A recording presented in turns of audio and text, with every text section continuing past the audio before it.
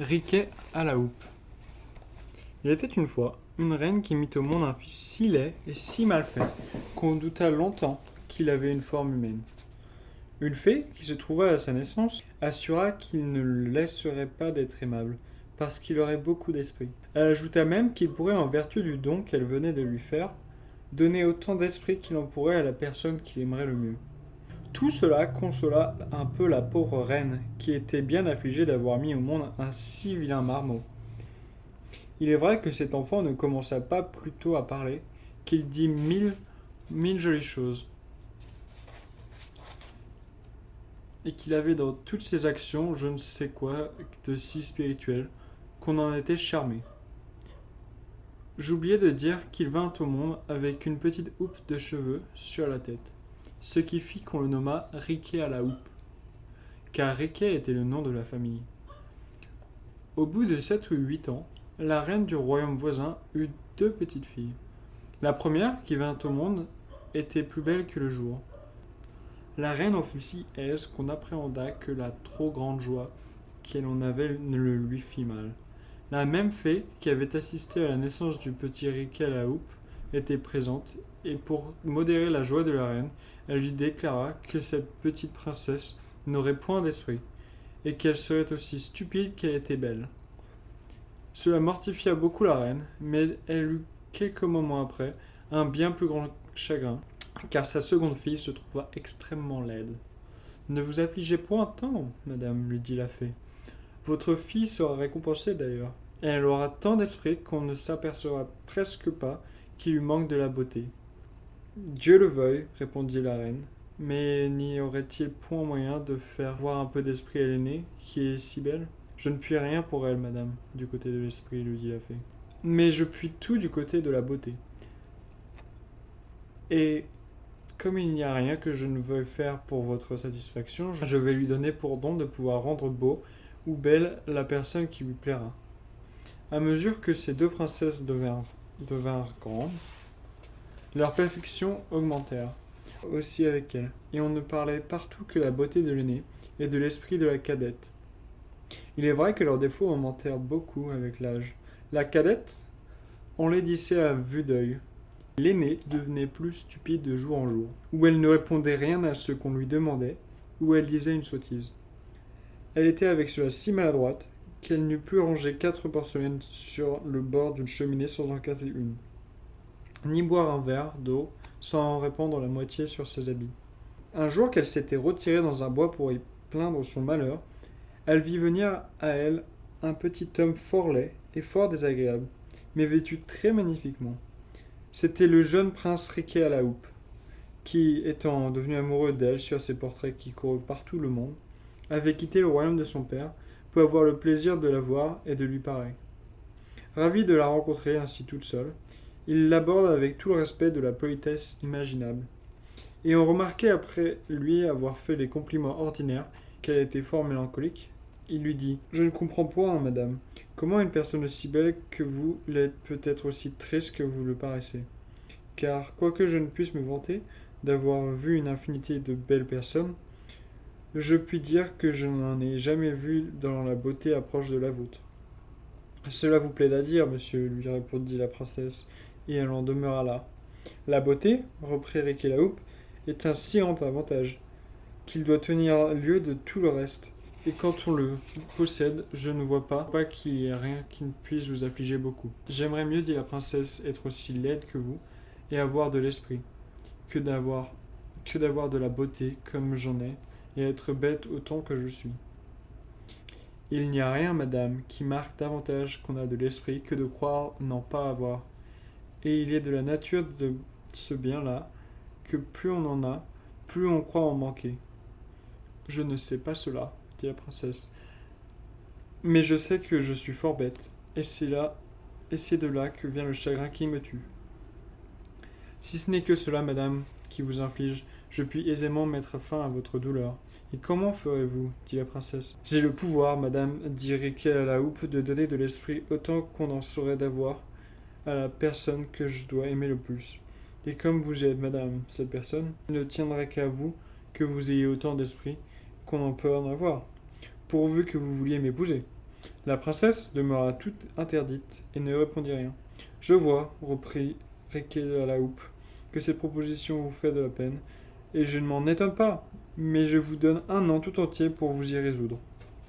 La princesse avait si peu d'esprit, et en même temps une si grande envie d'en avoir.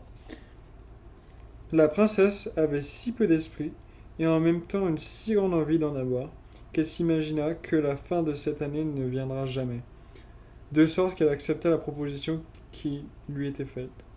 Elle n'eut pas plutôt promis à Riquet à la houppe qu'elle l'épouserait dans un an à pareil jour, qu'elle se sentit tout autre qu'elle n'était auparavant.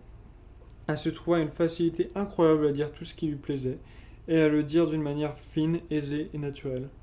Elle commença dès ce moment une conversation aimable et soutenue avec Riquet à la houppe, où elle brilla d'une telle force que Riquet à la houppe crut lui avoir donné plus d'esprit qu'il ne s'en était réservé pour lui-même.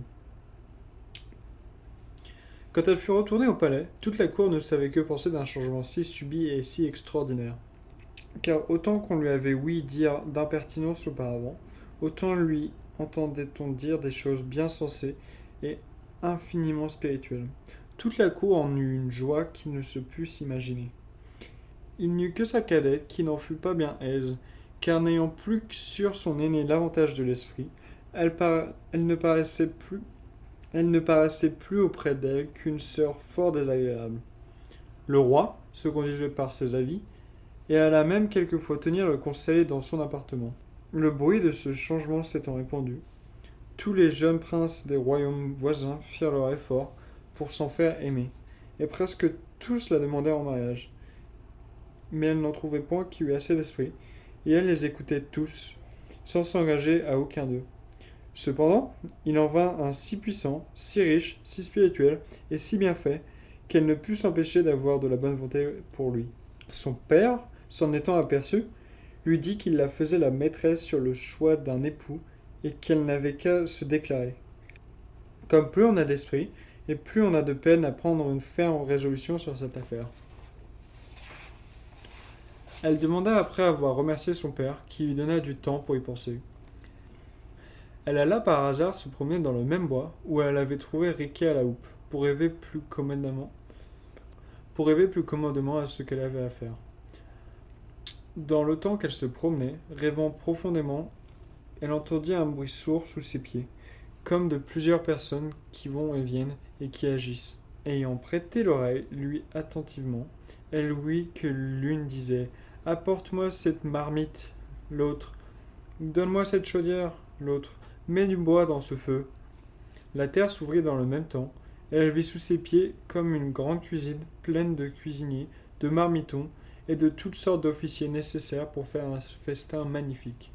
Il en sortit une bande de 20 ou 30 rôtisseurs qui allèrent se camper dans une allée du bois autour d'une table fort longue, et qui tous, l'ardoire à la main et la queue de renard sur l'oreille, se mirent à travailler en cadence, au son d'une chanson harmonieuse. La princesse, étonnée de ce spectacle, leur demanda pour qui ils travaillaient. « C'est madame, lui répondit le plus apparent de la bande. Pour le prince Riquet à la houppe. C'est madame, lui répondit le plus apparent de la bande. Pour le prince Riquet à la houppe, dont les noces se feront demain. La princesse, encore plus surprise qu'elle ne l'avait été, et se ressouvenant tout à coup qu'il y avait un an qu'à pareil jour elle avait promis d'épouser le prince Riquet à la houppe, pensa tomber de son haut. Ce qui faisait qu'elle ne s'en souvenait pas, c'est que quand elle fit cette promesse, elle était une bête, et qu'en prenant le nouvel esprit que le prince lui avait donné, elle avait oublié toutes ses sottises. Elle n'eut pas fait 30 pas en continuant sa promenade que Riquet à la houppe se présenta à elle, brave, magnifique, et comme un prince qui va se marier. « Vous me voyez, dit-il, madame, exact à tenir ma parole, et je ne doute point que vous veniez ici pour exécuter la vôtre, et me rendre en me donnant la main le plus heureux de tous les hommes. Je vous avouerai franchement, répondit la princesse, que je n'ai pas encore pris ma résolution là-dessus, et que je ne crois pas pouvoir jamais la prendre telle que vous le souhaitez. Vous m'étonnez, madame, lui dit Riquet à la houppe. Je le crois, dit la princesse, Et assurément, si j'avais affaire à un brutal, à un homme sans esprit, je me trouverais bien embarrassé. Une princesse n'a que sa parole, me dirait-il, et il faut que vous m'épousiez, puisque vous me l'avez promis. Mais comme celui à qui je parle est l'homme du monde qui a le plus d'esprit, je suis sûr qu'il entendra raison. Vous savez que quand je n'étais qu'une bête, je ne pouvais néanmoins me résoudre à vous épouser. Comment voulez-vous qu'ayant l'esprit que vous m'avez donné, qui me rend encore plus difficile en gens que je n'étais, je prenne aujourd'hui une résolution que je n'ai pu prendre dans ce temps-là? Si vous pensiez, si vous pensiez tout de bon à m'épouser, vous avez eu le plus grand tort de m'ôter ma bêtise et de me faire voir plus clair que je ne voyais. Si un homme sans esprit, répondit Riquet à la houppe, serait bien reçu comme vous venez de le dire, à vous reprocher votre manque de parole, pourquoi voulez-vous, madame, que je n'en use pas de même dans une chose où il y va de tout le bonheur de ma vie? Est-il raisonnable que les personnes qui ont de l'esprit soient d'une pire condition que celles qui n'en ont pas? Le pouvez-vous prétendre, vous qui en avez tant et qui avez tant souhaité d'en avoir? Mais venons aux faits, s'il vous plaît. À la réserve de ma laideur, y a-t-il quelque chose en moi qui vous déplaise? Êtes-vous malcontente de ma naissance, de mon esprit, de mon humeur et de mes manières? Nullement, répondit la princesse. J'aime en vous tout ce que vous venez de me dire. Si cela est ainsi, reprit Riquet à la houppe, je vais être heureux, puisque vous pouvez me rendre le plus aimable des hommes. Comment cela peut-il se faire? Lui dit la princesse. Cela se fera, répondit Riquet à la houppe, si vous m'aimez assez pour souhaiter que cela soit. Et enfin, madame, que vous n'en doutiez pas, sachez que la même fée qui, au jour de à ma naissance, me fit le don de pouvoir rendre spirituelle la personne qui me plairait, vous a aussi fait le don de pouvoir rendre beau celui que vous aimerez, et à qui vous voudrez bien faire cette faveur. Si la chose est ainsi, dit la princesse, je souhaite de tout mon cœur que vous deveniez le prince le plus beau et le plus aimable, et je vous en fais le don, autant qu'il en est à moi. La princesse n'eut pas plutôt prononcé ces paroles que Riquet à la houppe parut à ses yeux l'homme du monde le plus beau, le mieux fait et le plus aimable qu'elle n'eût jamais vu. La princesse lui promit sur-le-champ de l'épouser, pourvu qu'il en obtînt le consentement du roi son père. Le roi, ayant su que sa fille avait beaucoup d'estime pour Riquet à la houppe, qu'il connaissait d'ailleurs pour un prince très spirituel et très sage, le reçut avec plaisir pour son gendre. Dès le lendemain, les noces furent faites, ainsi que Riquet à la houppe l'avait prévu, et selon les ordres qu'il en avait donnés longtemps auparavant.